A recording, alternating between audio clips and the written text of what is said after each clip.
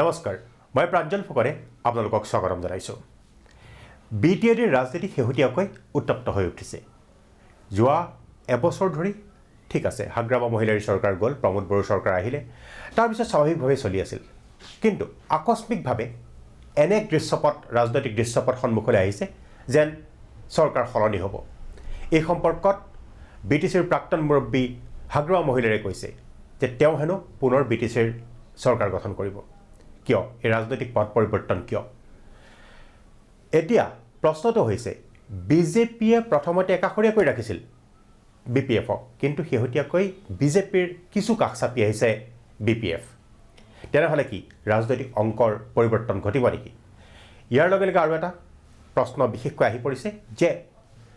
যোৱা শাসনকালত 17 বছৰীয়া শাসনকালত হাগ্ৰামা মহিলাৰে এনে কিছু কাম কৰি গৈছে যিসমূহ কামৰ হিচাপ কিন্তু আজি লোৱাৰ সময় আহিছে বিভিন্ন সম্পৰ্ক এটা সময়ত তেওঁ ৰক্ষা কৰিছিল সেই সম্পৰ্কবোৰ কিছুমান নোহোৱা হ'ল আৰু কিছুমান আছে ৰাজনৈতিক বিতৰ্ক ইয়াৰ লগে লগে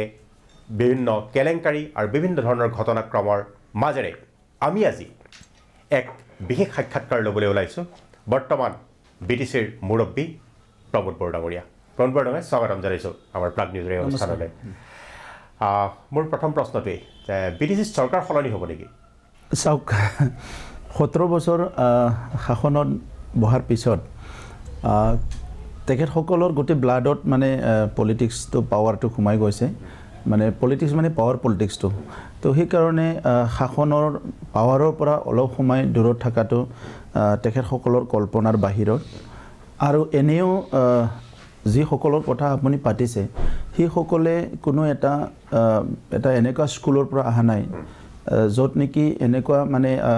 আইডিয়া এনেকুৱা ফিলচফি তেখেতসকলক কোৱা হৈছে কি পলিটিক্স এইটো মানে মানৱ সেৱাৰ কাৰণে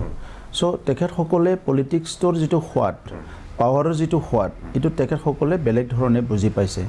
চ' পাৱাৰত থকা মানে আপুনি সদায় মানে এটা প্ৰট'কল এনজয় কৰিব টকা পইচা পাব আপুনি যি ইচ্ছা তাকে কৰিব পাৰিব চ' তেখেতসকলৰ কাৰণে সেইকাৰণে পাৱাৰটো খুব মানে ইম্পৰ্টেণ্ট মই আপোনাৰ এই 1.5 বছৰত যিটো বুজি পাইছোঁ যে পলিটিক্সটো মানে তেনেকুৱা মানে এনজয় কৰিব পৰা বা পলিটিক্সটো তেনেকুৱা আপুনি কিবা এটা পাৱাৰ ফিল কৰিব পৰা তেনেকুৱা একো বিষয় নহয় পলিটিক্সত আহি আমি যদি ভালকৈ কাম কৰিব পাৰোঁ তো আমাৰ অঞ্চলৰ কাৰণে আমাৰ জাতিৰ কাৰণে আমি কিবা এটা কাম কৰিব পাৰোঁ চ' এইটো মানে যিটো আমি ফিল কৰিছোঁ আৰু তেখেতসকলে ফিল কৰিছে এইটো বহুত বেলেগ আৰু সেইকাৰণে আপুনি চাওক 1.5 বছৰৰ কথা নহয় চৰকাৰটো গঠন কৰিবই দিয়া নাছিলে ইভেন ইলেকশ্যন হৈ থকা সময়ত আপুনি দেখিছে মোৰ কনভয়ত মানে এটাক হৈছে আপুনি কোকৰাঝাৰতে আছিলে গধূলি সময়ত মানে মোক মানে এটা জেগাত আগৰি পেলাই গাড়ী চাৰি চব ভাঙাইছে আমাক মানে মাৰিবলৈ এটেম্প কৰিছিলে চ' এনেকুৱা এটা আৰম্ভ কৰিছে তেখেতসকলে তো ইয়াৰ পিছত যেতিয়া সোৱেৰিং চিৰমনি হ'ল সেই সময়তো ফ্ল'ৰ টেষ্ট হ'ল তাতেও আপোনালোকে দেখিবলৈ পাইছে ফ্ল'ৰ টেষ্টত কেনেকৈ মাইক্ৰফোনবিলাক কাঢ়ি লৈছে EM-বিলাকক অ'ভাৰটেকিং ল'বলৈ দিয়া নাই চ' কোনো ধৰণৰ তেনেকুৱা মানে পৰিৱেশ দিয়া নাই ইয়াৰ পিছত যেতিয়া কাউন্সিলখন বহিল সকলো শপত গ্ৰহণ কৰিলে চৰকাৰ আৰম্ভ হ'ল তাৰ পিছতো প্ৰত্যেকটো প্ৰথমতে তেখেতসকলে বহুতবাৰ অহা নাই মানে এছেম্বলিত অহাই নাই কাউন্সিলত তাৰ পিছত যেতিয়া আহিল তেতিয়াৰ পৰা খুব ডিষ্টাৰবেন্সটো আৰম্ভ কৰিলে যে নহা কথাবিলাকত বহুত ডিষ্টাৰবেন্স কৰে যিবিলাক আচল কথা সেইবিলাক কথা নাপাতে তো তেনেকুৱা মানে তেখেতসকলে কৰি আছে আৰু আচৰিত কথাটো হাগ্ৰামা মহিলাৰী ডাঙৰীয়াই যিটো ফ্ল'ৰ টেষ্ট আছিলে ইয়াৰ বাহিৰে আজিলৈকে কাউন্সিলত এদিনো অহা নাই তো এজন ভাল এদিনো অহা নাই হাগ্ৰামা মহিলা আজিলৈকে আমি গণতন্ত্ৰৰ পৰা ভাবো কি যদি বিৰোধী নাথাকে সেইটোৱে নাই বিৰোধী আছে নিজে অহা নাই তো আপুনি চাওক এজন নেতা যি নেতাজনে কয় কি মই মানে বহুত মানে মোৰ ভিজন আছে মডেল বিটিচি বনাম অমুক বনাম তমুক বনাম সেই নেতাজনে যদি আপুনি কাউন্সিলত যদি পাৱাৰত নাথাকিলে যদি নাহে আপুনি যদি চিন্তা নকৰে তো তেনেহ'লে কেনেকৈ সেই নেতাজনে মানে আমাৰ সমাজখন লিড কৰিব এতিয়া সেইকাৰণে মই আপোনাৰ প্ৰশ্নৰ উত্তৰটো ক'ব বিচাৰিছোঁ তেখেতসকলে পাৱাৰ নহ'লে 1 ছেকেণ্ডত থাকিব নোৱাৰে গতিকে গতিকে আজি এই সময়ত যে তেখেতসকলে এই কামটোকে সদায় ৰাতি শুলে উঠিলে খালি চৰকাৰ সলনি ইয়াৰ বাহিৰে আৰু বেলেগ দেখিবলৈ নাপায় ইয়াত যে ৰেপ হৈছে ইয়াত যে মানে ধুমুহা আহিছে ঘৰ ভাঙিছে ইয়াত যে হাতীয়ে মানুহ মাৰিছে ইয়াত যে বানপানী আহিছে এই কথাবিলাকত কোনো আপুনি দেখিবলৈ নাপাব খালি দেখি পাব যে আপুনি অকল যে ইয়াত চৰকাৰ সলনি হাগ্ৰামা মহিলাই আৰু এটা কথা কৈছে যে 12জন UPPLৰ পাৰিষদ তেওঁৰ লগত যোগাযোগ কৰিছে আৰু সময়ত সেই 12জন পাৰিষদে বিশেষকৈ BPF-লৈ আহি পেলাই তেওঁ চৰকাৰ সলনি কৰিব তেনেকুৱা এটা ফৰ্মুলা তেওঁ কৈছে এইটো কিমান দূৰ সঁচা চাওক 12জন হ'লে ময়ো যাব লাগিব তো মই যোৱা 15-17 বছৰত হাগ্ৰামা মহিলাৰী ডাঙৰীয়াৰ নীতিৰ বিৰুদ্ধে যুঁজি আহিছোঁ যিটো নেকি দমন নীতি যিটো নেকি আপুনি দেখিছে সেই সময়ত 2008-9 কেনেকৈ মানে বড়োলেণ্ড এৰিয়াত উত্তপ্ত পৰিৱেশ আছিলে সেই সময়ত কোনো NDBA কোনো BLT-য়ে আন্দোলন কৰি থকা নাছিলে সেই সময়ত ৰুলিং আৰু মানে ইয়াৰ লগত পলিটিকেল কনফ্লিক্টত আমাৰ 150জন মানুহ মৰিব লগা হৈছে সেই সময়ত আপুনি দেখিবলৈ পাইছে সো এই সময়ৰ পৰা যেটো অগণতান্ত্ৰিক সেই সময়ত আমাৰ সাংবাদিকক হত্যা কৰা হৈছে প্ৰফেসৰক হত্যা কৰা হৈছে পিস কমিটিৰ মানুহক হত্যা কৰা হৈছে আৰু আজি যদি ভাৰত চৰকাৰৰ এজেন্সিজ বিলাকে NIA হওক CBI হওক যিমানখিনি এজেন্সিজ আছে ভালকে যদি ষ্টাডি কৰি চাই ইয়াৰ মানে যেটো পইণ্ট ফিংগাৰ আঙুলিটো কোনফালে যাব হেতু আপুনি ভালকৈ জানে তো সেই কাৰণে আজি যে সকলে আজি সেইবিলাক কথা কৈ আছে তেখেত সকলৰ সমাজৰ প্ৰতি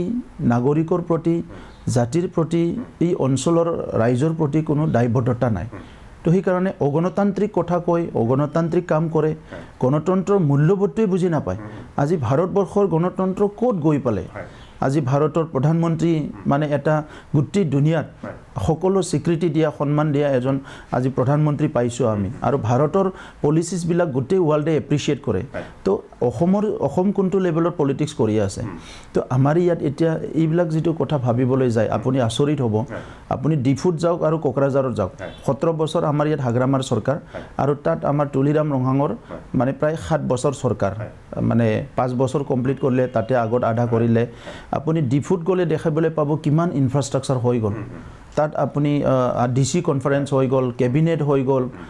কিমানখিনি ইনফ্ৰাষ্ট্ৰাকচাৰ হৈ গল তাতে তাৰালাংসুত যিখিনি বনাইছে তেখেতে আজি আমাৰ কোকৰাঝাৰলৈ যাওক আপুনি কি দেখিবলৈ পাব এজন ভাল গেছ ৰাখিবলৈ ভাল এটা গেছ হাউস নাই MLA MCLA হয় MCLA EM বিলাক হেতুৱেটো এটা তেখেতে হোটেল বনাইছে হস্পিটাল বনাইছে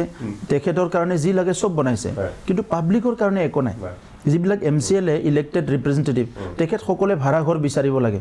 EM সকলে ভাড়া ঘৰ বিচাৰিব লাগে 17 বছৰ চৰকাৰৰ পিছতো মানে প্ৰায় 15 মানে 20,000 কোটি টকা খৰচ কৰাৰ পিছতো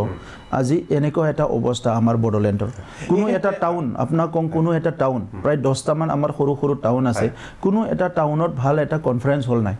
ভাল এটা অডিটৰিয়াম নাই কোনো এটা টাউনত 17 বছৰত তো আজি এই কাৰণে এটা হল এইখিনি সময়তে আপোনাৰ কিমান মানে 2008ৰ সংঘৰ্ষ 2012ৰ সংঘৰ্ষ 2014ত মানে কিমান ডাঙৰ এটা ঘটনা হৈ গল এই ঘটনাবিলাক যে হৈ আছে সব তেখেত সকলৰ সময়ত হোৱা তো সেই কাৰণে আৰু এটা প্ৰসংগ উত্থাপন হৈছে যে আপুনি আৰু হাগ্ৰামা মহিলাৰে মিলিত হৈছিলে বিশেষকৈ বিজেপিক বাদ দি তাত চৰকাৰ গঠন এনেকুৱা এটা পৰিকল্পনা কৰা বুলি এটা কথা ওলাইছে হাগ্ৰামা মহিলাৰে সেই কথাটো কৈছে যে প্ৰমোদ বড়ো মোৰ লগত বহিছিলে কথাটো সঁচা নেমিছা চাওক কেতিয়াবা তেখেতে কয় যে বিজেপিয়ে আমাক দিব বাদ দিব কেতিয়াবা আমাক বিজেপিক বাদ দিব বুলি এতিয়া ক'বলৈ ধৰিছে কথাটো হ'ল কি তেখেতে এটা কথা আগতে কৈ থৈছে যোনে পাৱাৰত থাকিব তেখেতে তাৰ লগতে থাকিব এইটো আজিৰ কথা নহয় আগৰ পৰা কয় মানে পলিটিক্সত আপুনি লেফট উইং ৰাইট উইং দেখিছে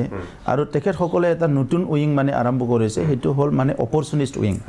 তো হিটো হাগ্ৰামা মহিলাৰ এটা নতুন পলিটিক্যাল থিওৰি তো এতিয়া মানে বিজেপি আৰু আমাৰ মাজত সংঘাত লগাবলৈ বিভিন্ন কথাবিলাক কৈছে তেখেতে মোক লগ কৰিবলৈ আহিছে মই তেখেতক লগ কৰিবলৈ যোৱা নাই সো তেখেতৰ কিছুমান ইস্যুস আছে তেখেতৰ থ্ৰেট আছে তেখেতৰ মানে থ্ৰেট একো নাই তেখেতে আগতে কৰি যোৱা ভুল বিলাকৰ কাৰণে আজি তেখেতে হয়তো খুবলৈ নোৱাৰে বিভিন্ন টেনচনত থাকিব লগা হয় সো তেখেতৰ বহুত ইস্যু আছে মোৰ একো ইস্যু নাই আৰু আজি প্ৰাঞ্জল দা আপোনাক মই স্পষ্ট কথা কৈ থওঁ যে মই একচুয়ালি মই পলিটিক্স কৰিবলৈ মোৰ আগৰ পৰাই মন নাছিল এই কথাটো আপুনি মোক আপোনাৰ ইলেকশ্যনৰ সময়ত কাৰণ মই এপছৰ দিনৰ পৰা আপোনাক জানো মই এটা ভাল সম্পৰ্ক আছে তেতিয়াও আপুনি মোক কৈছিলে যে পলিটিক্স কৰিবলৈ মোৰ মন নাছিলে মানে পলিটিক্সটো মই একদম মানে পলিটিক্সটো মোৰ মানে এজেণ্ডাৰ বাহিৰত আছিলে কিন্তু মই সংগ্ৰামত আছিলোঁ আৰু 17 বছৰে দেখিলোঁ যে এই অঞ্চলত বড়ো আৰু অনাবড়ো এটা সৃষ্টি হ'ল আমাৰ মাজত কনফিডেন্স নোহোৱা হৈ গ'ল বহুত কনফ্লিক্ট হ'ল আৰ্মছৰ এটা জনজননী আৰু এইবিলাক লাহে লাহে আহি আহি আমি এটা চুক্তিত আহিব লগা হ'ল আৰু সেই চুক্তিটো আমি কৰিলোঁ আজিৰ মুখ্যমন্ত্ৰী ডাঙৰীয়াৰ নেতৃত্বত এটা সুন্দৰ এটা প্ৰচেছ আৰম্ভ হ'ল মই নিজে কনভিন্স হৈ গ'লোঁ যে এনেকুৱা যদি যায় আমাৰ জাতিটো ডেভেলপ হ'ব পাৰিব অঞ্চলত শান্তি আহিব ইয়াৰ পিছত তেখেতে গৃহমন্ত্ৰীৰ লগত কথা পাতিলে প্ৰধানমন্ত্ৰীৰ লগত কথা পাতিলে সেই সময়ত কিন্তু হাগ্ৰামা মহিলাৰে বিৰোধিতা কৰিছিলে আজি যিটো শান্তি চুক্তি হৈ গ'ল 2020ত এই শান্তি চুক্তিটো হাগ্ৰামা মহিলাৰী এণ্ড কোম্পানীয়ে ঘোৰ বিৰোধ কৰিছিলে ইভেন তাত অসমৰো কিছুমান আমাৰ ডাঙৰ ডাঙৰ নেতাবিলাকৰ ভিতৰত মানে ইয়াৰ ইনষ্টিগেশ্যন আছিলে তো এখেতসকলে পিছ নিবিচাৰে যি সময়ত 3টাকৈ ডিজিগনেটেড কেম্পত NDB ল'ৰাবিলাক আছিলে যি সময়ত ম্যানমাৰত NDB আছিলে যি সময়ত বহুতখিনি ঠাইত NDBৰ বিভিন্ন প্ৰব্লেম চলি আছিলে সেই সময়ত আমাৰ অঞ্চলটো স্থায়ী শান্তি আনাৰ কাৰণে যিটো প্ৰক্ৰিয়া এইটো হাগ্ৰামা মহিলাৰী ডাঙৰীয়াই আৰু তেখেতৰ কোম্পানীয়ে পুৰা এইটো অপোজ কৰিছিলে তো এই অপোজ কৰা সময়ত যে মই নিজকে মানে এনেকুৱা প্ৰস্তুত কৰিলোঁ যে মোৰ ফাৰ্ষ্ট এমটো হ'ল পিচ বিল্ডিং আৰু ডিসআৰ্মিং দ্য সোসাইটি মানে বহুতে ক'ব বিচাৰে অস্ত্ৰ নল'লে আমাক ভয় নকৰিব আপুনি কাক ভয় দেখাব বিচাৰিছে আজি দুজনমান ডেকা ল'ৰাই অস্ত্ৰ লৈ ভাৰত চৰকাৰক ভয় খুৱাব নোৱাৰে দুজনমান ডেকা ল'ৰাই অস্ত্ৰ লৈ অসম চৰকাৰক ভয় খুৱাব নোৱাৰে সো হিটো যদি এটা ভাবে যে আমি অস্ত্ৰ লৈ ইটো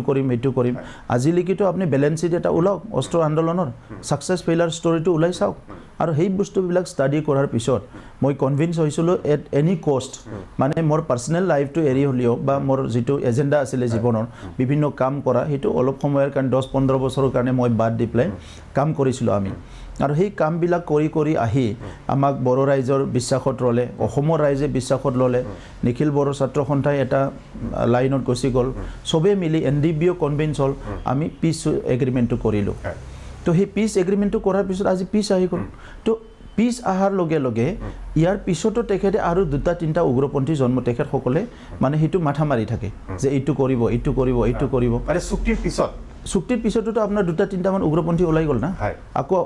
মুখ্যমন্ত্ৰী ডাঙৰীয়াৰ নেতৃত্বত আমাৰ অসম পুলিচৰ নেতৃত্বত আলোচনা কৰি তেখেতসকলক আনা হ'ল এতিয়াও হাগ্ৰামা মহিলাৰ পৃষ্ঠপোষকতাৰে এই উগ্ৰপন্থী সংগঠনকেইটা জন্ম দিবলৈ চেষ্টা কৰিছিল নেকি মই তেখেতৰ নামটো নলওঁ আজি তেখেতক নামটো নলওঁ এইটো নামটো লোৱাৰ ৰাইট অথৰিটিটো হোম মিনিষ্ট্ৰী নামটো লোৱাৰ ৰাইট অথৰিটিটো আমাৰ ইণ্টেলিজেন্সিয়া সো গতিকে I am not the person দে কাৰোবাৰ মই নামটো ল'ম কিন্তু আজি যিটো পৰিৱেশ ষ্টাডি কৰিলে ওলাই যাব নহয় কোন আছে আমেৰিকাৰ পৰা আহিটো ইটো খোলা নাই পাকিস্তানৰ পৰা আহিটো ইটো খোলা আৰম্ভ কৰা নাই কোনোবাইতো ইয়াৰে মানুহ ইনষ্টিগেশ্যন কৰিব ইটো ইয়ং বয় যিটো সৰু সৰু ল'ৰা আগতে আন্দোলন কৰাবিলাক কোনোবা নেহুৰ পৰা মানে পোষ্ট গ্ৰেজুৱেট কৰিছিলে কোনোবা মানে কটনৰ পৰা পঢ়ি পেলাই কৰিছিলে আজিৰ যিবিলাক আন্দোলনকাৰীবিলাক ক'ৰ পৰা মানে এইটো কোনটো স্কুলৰ পৰা আহিছে তেখেতসকলক কোনোবা বেকিং দিব লাগিব তো এই এণ্টায়াৰ ডিষ্টেবল কৰিব বিচৰা এই মিছনটো আমি তেখেতসকলৰ কোনোদিন ছাকচেছ হ'বলৈ দিয়া নাই আৰু অনাগত দিনতো নিদিওঁ আৰু সেইকাৰণে আজি তেখেতে চৰকাৰ ভাঙা পাতা এইটো নকৰিলে আপোনাৰ সেই বিয়াগম কেলেংকাৰী সুধিলোঁ এইটো প্ৰসংগলৈ আহিমেই মই কিন্তু হাগ্ৰামা মহিলা আপোনাক লগ পাই পেলাই কি ক'লে সেইটোকে মই কৈছোঁ যে তেখেতৰ কিছুমান প্ৰব্লেমছ আছে যিটো মই আপোনাক ABCD বুলি ক'ব বিচৰা নাই চ' এইটো অলপ ইথিকত পৰে যে ABCD বুলি মই ক'ব বিচৰা নাই তেখেতেতো যি টি কৈ দিব কিন্তু যি টি কৈ দিওঁ আগৰ এতিয়াৰ কথা নহয় তেখেতে আগতে আজি এটা কয় কালি এটা কয় আৰু কেতিয়াবা জিভা পিছলি যোৱা বুলি কয় আপোনালোকেতো গোটেই সময়ত দেখিছে তো আমিতো সেইবিলাক কৰিব নোৱাৰোঁ না আমি এইবিলাক ক'বই নোৱাৰোঁ আজি আমি যিটো চৰকাৰ চলাই আছোঁ ইয়াত BJP AGP আৰু UPPL BJP AGP আৰু UPPL অসমত আৰু কাউন্সিলত হ'ল আমাৰ BJP UPPL আৰু GSP আমি চৰকাৰ চলাই আছোঁ ভালকৈ আৰু এটা সুন্দৰ পৰিৱেশ সকলো জাতি জনগোষ্ঠীয়ে ভালকৈ চলি আছে মাটি বাৰীৰ সমস্যা বিভিন্ন সমস্যা লাহে লাহে আমি সমাধান কৰি গৈ আছোঁ অসমত যেনেকৈ মুখ্যমন্ত্ৰী ডাঙৰীয়াই নতুন নীতি লৈছে সেই নীতিবিলাক যি পাৰোঁ আমি ৰেপ্লিকেট কৰি ইয়াত আমি আৰম্ভ কৰিছোঁ যিটো নেকি 6 চিডিউলত আমি নিজাকে কৰিব লাগে সেইটোও আমি আৰম্ভ কৰিছোঁ তো এই গোটেই কামবিলাক দেখা পাই পেলাই তেখেতে মানে ভয় কৰিছে যে মোৰ ৰাজনীতি জীৱনটো শেষ হৈ যাব মানে তেখেতে পুনৰ আহিব নোৱাৰিব তেখেতে ৰাজনীতিটো হ'ল টকা পইচা অলপ ভয় খোৱা এনেকুৱাহে ৰাজনীতি আছিলে